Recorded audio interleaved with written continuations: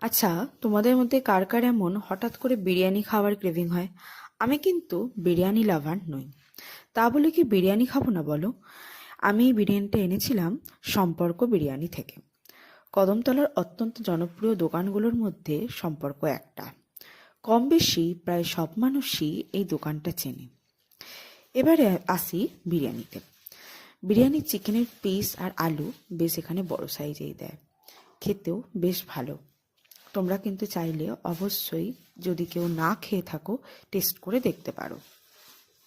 বিরিয়ানিটা আমি এবার শেষ করলাম।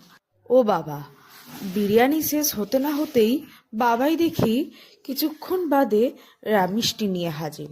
মিষ্টি খাবো না আবার হতে পারে নাকি? আমি বিরিয়ানি লাভার নাই হতে পারি, মিষ্টি লাভার বটে। রসমালাই কি আর ছাড়া যায় বলো? আজকের জন্য এইটুকুই। টাটা।